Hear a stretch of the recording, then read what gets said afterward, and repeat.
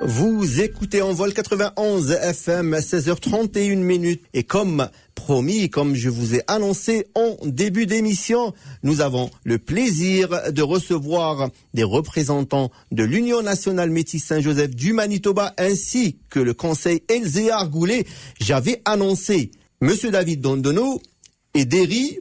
Je sais que beaucoup ça, tu as le droit de l'écorcher. Merci.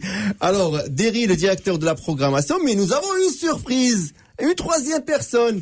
Est-ce que je le laisse se présenter à vous ou le petit riz de la broquerie, fils d'Henri, Richard Turenne avec la direction de l'Union nationale. Merci, absolument, on est très heureux de recevoir également Richard Turenne pour parler d'un événement qui s'en vient bientôt, le 14 février prochain pour la première soirée, le 15, le 16 et le 20 et le 21, l'Auberge du Violon édition 2026. Alors, qui veut se lancer en premier pour nous parler de cet événement tant attendu que moi-même, je vous l'annonce, je vais être le MC de cette soirée. Je suis très très excité et très très honoré d'avoir été choisi pour être le maître de cérémonie de cette soirée-là, de ces soirées-là.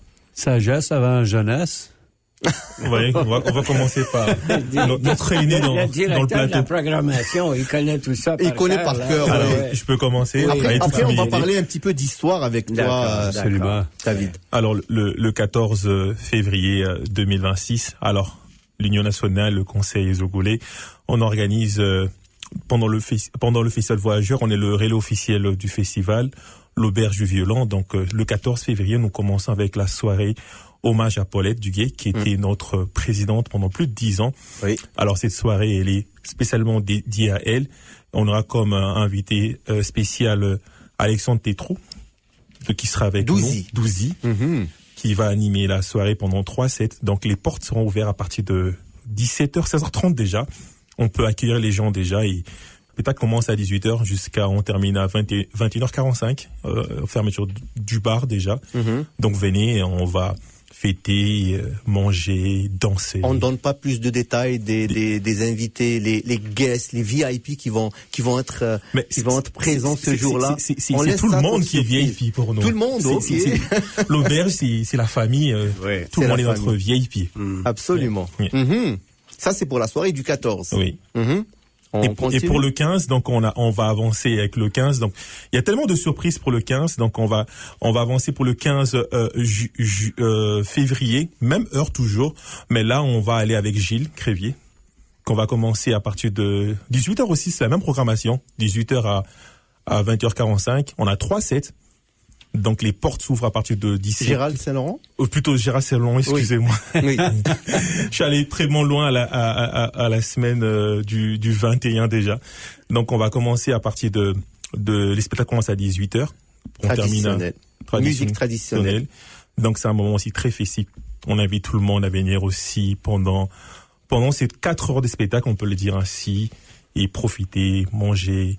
Et danser, s'amuser, c'est et ça. Et retrouvailles aussi, ce serait aussi des retrouvailles pour plusieurs personnes aussi. Absolument, oui. Absolument.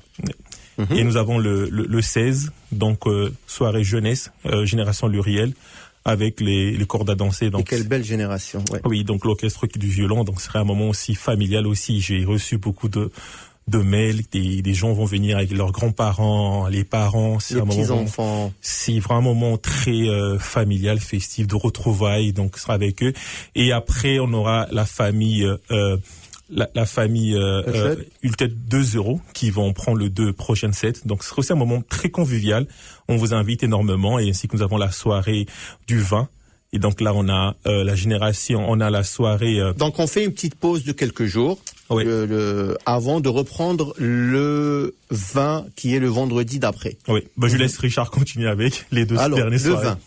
Richard. Alors le vin, on a une famille exceptionnelle qui vont nous provenir, on les appelle les Wagons, et leurs enfants, les 3 garçons, les 3 mousquetaires qui sont lauréats de la chicane électrique D'Artagnan, Aramis, oui, Balthazar, Melchior, non, ça c'est les 3 rois mages. Non, D'Artagnan. On va aussi avoir le plaisir d'accueillir les Barn Boys, suivi de la dernière journée, le samedi 21. Oui. On accueille la famille Gilles Crevier, qui sont natifs de la région de Sainte-Anne, je pense. On dit la Poche-aux-Lièvres, Sainte-Geneviève. Et leur famille, donc, c'est des gens qui se sont rendus jusqu'en Europe pour représenter les métis avec le violonnage, les célébrations, commémoration du jour J. Donc, la famille Crevier, on a hâte de les entendre aussi. Et puis, tout ça se passe. On aura également les Barn Boys qui vont revenir. Les Barn Boys qui reviennent avec la famille Crevier aussi. Absolument. Pour tout clôturer le samedi 21. Donc, toutes ces choses-là, puis je me permets une petite annonce. Oui. On a demandé qui va être là, mais je vais pas dire qui, mais je peux te parler de qui nous a appuyés cette année. On a eu Diffusion, on a Voyageurs Wilderness, Emmanuel Rigaud, Winnipeg Métis Association, s'il y en a qui connaissent qui sont les gens-là, Paquin Entertainment, le Musée de Saint-Boniface, La Liberté, la FPFM, Case à Cinnibonne, l'Université de Saint-Boniface, Shortline, Robert Loisel, Louis Riel Corp. Là, on a aussi Envol qui sera là, et la DSFM, Popcom, Ginette Lavac et la Société historique, Société francophone manitobaine, ainsi que le Sac Molière. Donc, sans dévoiler qui sera là, peut-être que dans nos commanditaires, c'est un peu en anglais, on dit un reveal. Il y a un petit peu des indices là-dedans. Donc, merci à nos collaborateurs, nos commanditaires. Puis là-dessus, tu avais une bonne question, Wissam, au niveau de l'histoire. L'histoire de l'Auberge du Violon. Je rappelle, avant de parler d'histoire, que ces 5 soirées seront diffusées en direct, live, sur Envol 91 FM. Donc, pour ceux et celles qui seront, peut-être qu'ils ont des trucs à faire, ils peuvent pas venir toutes les soirées, ils auront la chance quand même d'écouter les sets et les musiciens et les soirées, les MC, les présentations, les discours en direct sur les ondes d'Envol 91 FM. Et ça, c'est une première pour les 5 soirées. On avait déjà fait quelques soirées, mais on n'a jamais fait les 5 soirées. Donc, c'est vraiment une belle chose qui va être diffusée sur Envol. Alors, revenons à l'histoire. Monsieur David. Je voudrais dire un grand merci à Envol parce que... Merci beaucoup. Dans le temps, on avait le télé-relais. Et c'était très, très populaire. En partie parce qu'on pouvait rejoindre des gens loin qui pouvaient pas venir au festival, qui voudraient venir. Oui. Les gens de Saint-Lazare, les gens du rural, etc. Et ici, les gens vont avoir une chance de vraiment participer en quelque sens au festival. Donc, c'est pas télé-relais, mais je pense que c'est quelque chose de spécial aussi. Spécial, alors, un grand merci là, à Envol. C'est nous qui vous remercions pour l'invitation. Et j'aimerais justement revenir sur l'histoire de l'Auberge du Violon. Est-ce que c'est... Bien, ça a commencé à l'hôtel Saint-Boniface avec Bert Vermette. Vous étiez présent, vous étiez présent à la première édition. Oui, j'étais là depuis le début. Alors, même que j'ai joué pour le Grand Bal et tout avec mes frères et sœurs, et en tout cas... mais à l'époque, c'était Bert Vermette qui trouvait que le violon, puis parce qu'il était lui-même métis, puis il jouait un peu de violon. Alors, il a décidé de lancer à l'hôtel Saint-Boniface le concours du violon. Et bon, ça a pris les chevaliers. Les chevaliers n'étaient pas impliqués encore. Pas encore non, pas encore. C'est juste que ça a créé un intérêt. Et là, les chevaliers de colon de Saint-Boniface ont dit, pourquoi est-ce qu'on fait pas un relais comme ça? Alors, ils ont commencé le relais. Premier relais, c'était le concours du violon. Ils donnaient des prix ici au Centre culturel. D'accord. Et puis là, ça n'a pas pris longtemps que le festival a dit, hey, ça c'est intéressant.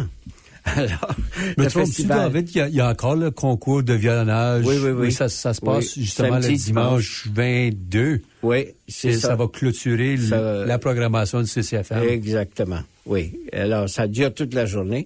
Le samedi, dans la matinée, ils ont le concours de la gigue. Ça, c'est moins longtemps parce qu'on arrive, nous, vers 4 heures ou un peu avant ça, là. Mais de toute façon, les chevaliers ont commencé, et puis là, bien, quand le festival a pris la question du concours du violon ici au Centre culturel, ça a attiré beaucoup de violonneux un peu partout du pays.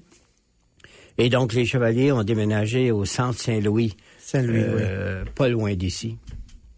Et moi, j'étais animateur, maître de cérémonie plusieurs années avec eux parce que j'étais un chevalier, donc je participais avec ça.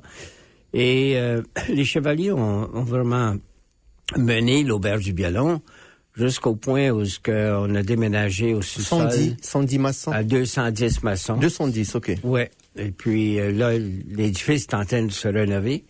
C'est la première école normale de l'Ouest, avant même que la Saskatchewan, l'Alberta devienne province. Donc, c'était vraiment historiquement très, très important.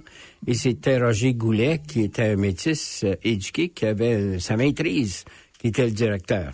Alors, il prévoyait, en 1890, quand on a enlevé la question du français, il prévoyait que possiblement dans les écoles, on enlèverait aussi le français. Donc, il a commencé à enseigner à ses enseignantes, qui étaient la majorité des filles métisses, à cacher leurs livres et comment résister à cette question de prohibition du français, l'enseignement du français. Alors, c'est grâce un peu à 210 maçons, à l'école normale, qu'on a préparé plusieurs enseignantes qui ont pu résister finalement à la loi en 1916, quand ça a fermé. Et Roger, il a perdu son emploi parce qu'il n'y avait plus d'école normale. Et puis là, bien, nous, on était au sous-sol de cet édifice-là. Et au point où, qu'à un moment donné, lors d'une réunion des chevaliers, les chevaliers qui organisaient le relais, et puis c'était pas nécessairement à cette époque-là un relais métis. D'accord. C'était tout simplement un relais de violon, l'auberge du violon. Et puis, ils voulaient abandonner. Et puis moi, j'ai dit, non, faut pas laisser ça comme ça, parce que c'était un ralliement de famille surtout. Et les traditions, alors moi, j'ai proposé qu'on demande à l'Union nationale et le Conseil Ziagoulet de participer avec eux. Ouais, de parrainer avec eux. Donc, on avait plusieurs années où on a fait ça à 3. D'accord. On divisait les profits à 3 et puis partageait les bénévoles et tout ça. Et à un moment donné, les chevaliers ont dit, on n'a plus de bénévoles. On se retire. Les gens d'un certain âge. Alors là, ça nous a laissé avec l'Union puis le Conseil. Le Conseil a pris un peu le leadership au tout début. Puis quand nous, on s'est fatigués, on a passé la balle à l'Union. Et là, dorénavant, c'est eux qui organisent parce qu'ils ont des employés. Le Conseil a pas d'employés comme tel. On est... parce qu'on est sous la gouvernance de la Fédération métisse du Manitoba. Vous êtes donc, la branche francophone. C'est ça. La branche, on est le seul local ou local qui appelle, qui fonctionne en français. En français. Oui, depuis 2003. Oui. Donc c'était au sous-sol de la cathédrale de Saint-Boniface. Oui. Et cette année... Et quand l'Union et le Conseil ont pris l'auberge, on a décidé de le métisser dans le sens qu'on a dit, ça va être un relais métis. Métis 100%. 100%. Et donc, je pense qu'on est sans doute le seul relais métis au sein du festival. Et si on regarde la traite de fourrure et l'histoire du festival, puis les histoires qu'on veut partager avec tous les gens qui viennent, c'est justement ça. Les métis étaient au cœur même de la traite de fourrure. Absolument. Tradition, nourriture, ambiance. Ouais. Je pense que tous les ingrédients pour passer une très très belle soirée sont au rendez-vous à partir du 14, Richard. Et c'est pour ça que c'est plus de bonheur. On les fait, on ouvre les portes à 16h30, je crois. 16h30, on est déjà ouvert déjà. Et parce que les aînés nous disaient, on attire évidemment beaucoup d'aînés. Et puis, ils disaient, moi, je mange à 17h déjà. Alors, on a dit, bon, OK.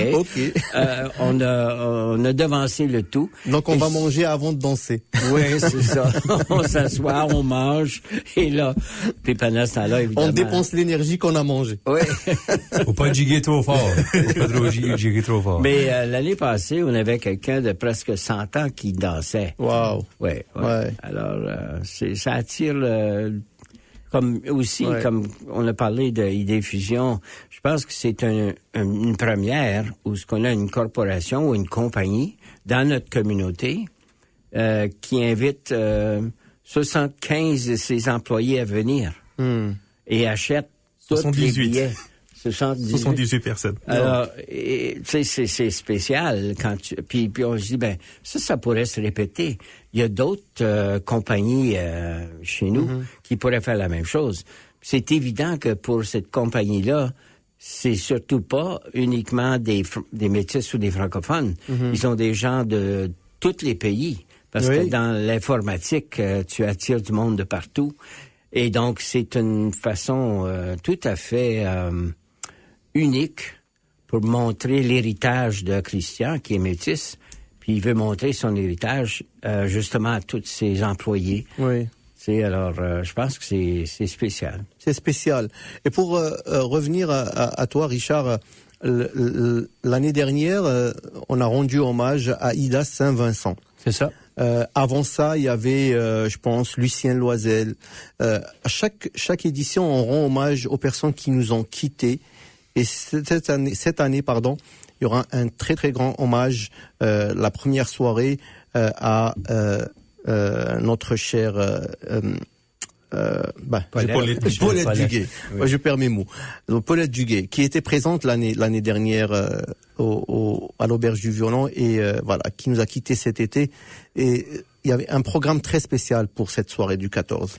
Justement, puis moi, je ne vais pas faire semblant de comprendre toute l'historique comme David la connaît au niveau de l'Auberge, mais c'est une autre de ces traditions qui nous suit pour commémorer, pour rendre honneur à des gens qui ont eu des impacts. Puis ceux qui ont marché à côté de Paulette, avec Paulette devant elle, derrière elle, vous avez compris sa joie de vivre. Puis c'est au cœur de l'Auberge du Violon, c'est la joie de vivre. Oui. Puis quel meilleur moment dans notre hiver si difficile des fois pour les gens de survivre l'hiver. Je rigolais, j'étais en Australie puis on a peur des serpents puis des araignées puis j'ai au Canada, on doit survivre l'hiver. Laisse faire des bébites puis des serpents. Ils vont nous faire peur. Puis dans le creux de l'hiver, comme ça, on va se rassembler autour de dans ce cas ici, la première soirée vers la soirée pour Paulette, pour se réchauffer, pour démontrer notre grande joie hivernale. Se rassembler autour de nourriture, de culture. Et c'est la Saint-Valentin, c'est la fête des cœurs. C'est la Saint-Valentin. Puis ceux qui ont suivi Paulette un petit peu, ça a fait l'opéra Les Chœurs. Donc, on parle du cœur autour de la Saint-Valentin. Donc, c'est tout c'est un hommage heureux. Ça va pas être... Exact. On va être là pour célébrer. Célébrer. Oui. Ouais. Yeah, et je suis sûr qu'elle sera très contente d'en haut de voir qu'on est heureux de se rassembler.